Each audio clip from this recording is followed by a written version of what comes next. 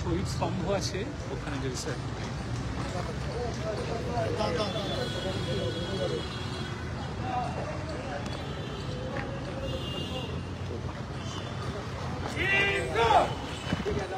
কত জায়গা দিয়ে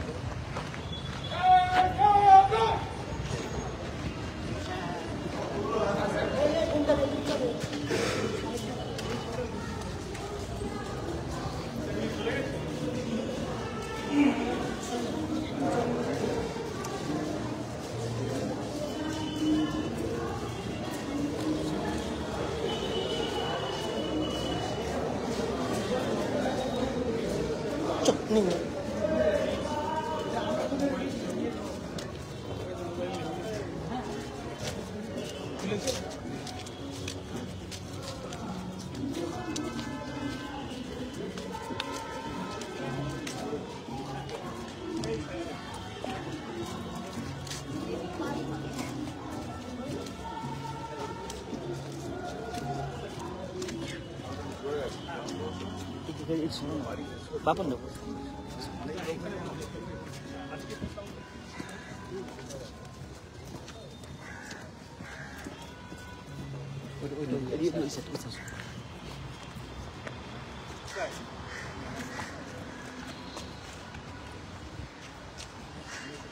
একটু সামনে দিয়েছি, সামনেটা ছেড়ে দেবেন।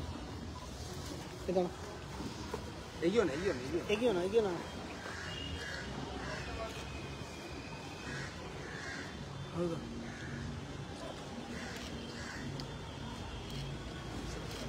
দাদা দাদা দাদা দাদা দাদা আরে দাদা দাদা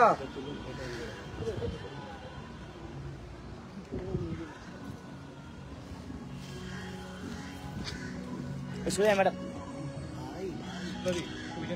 বলো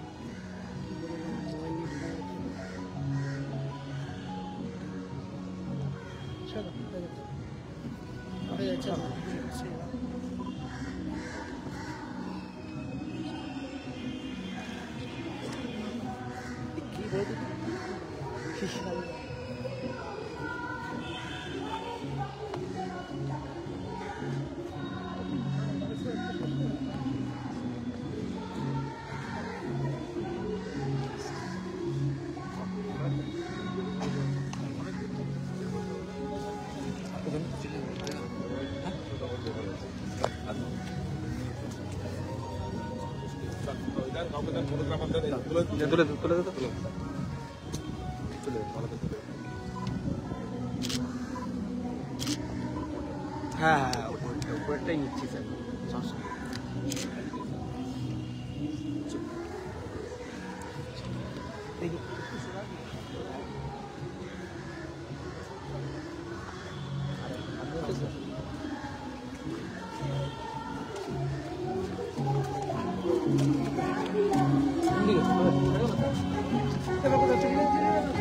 এখানে দেখো বলবে না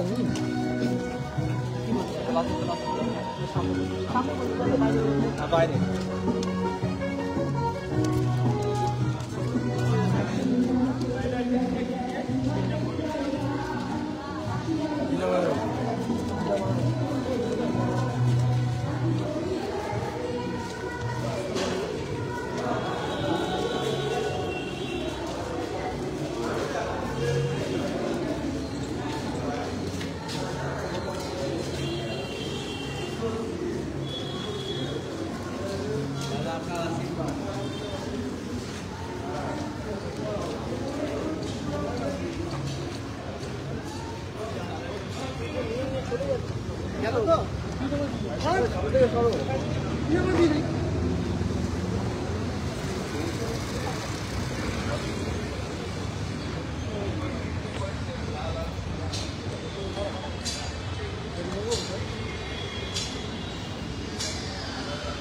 এই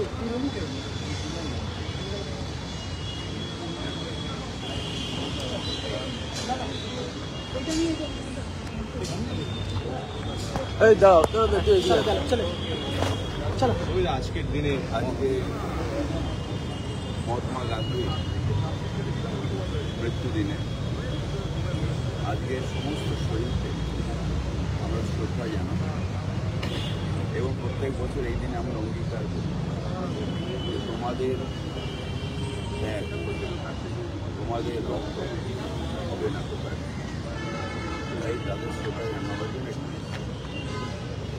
এবং বিভিন্ন আজকে যেভাবে আজকে ভারতবর্ষের রাজনীতি চলছে, যেখানে বিভাজনের রাজনীতি চলছে, যেখানে জিজ্ঞাসা চলছে, সেই জায়গা থেকে বাপুজি কতটা প্রাসঙ্গিক এবং কতটা ভারতবর্ষকে ধর্মনিরপেক্ষতার পথে রাখতে গিয়ে গুলি খেয়েছিলেন।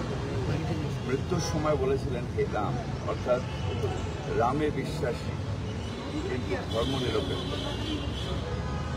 সব মানুষকে নিয়ে চলার পক্ষে, হিন্দু নরা মুসলমানের জিজ্ঞাসা কোনজন, সেই বাপুজি সেই নেতৃত্ব দিয়েছেন গান্ধী, যেখানে হিন্দু মুসলমান কিছু না, তাদের একমাত্র পরিচয় হচ্ছে ভারতবাসী এবং সেটাই ভারতের হওয়া উচিত।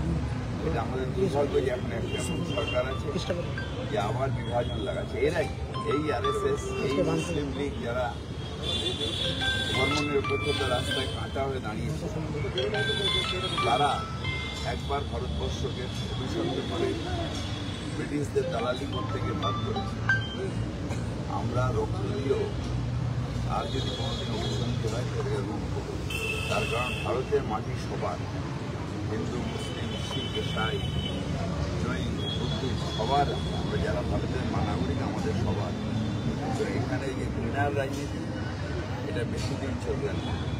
আমরা সবাই মিলে সবাইকে নিয়ে একসাথে চলবে, মুসলিম হিন্দু মুসলিম শিখ ইসাই আমি সব ভাই ভাই এইভাবেই একটা বিষয় সেটা হচ্ছে যে বাড়ি ভাড়া যারা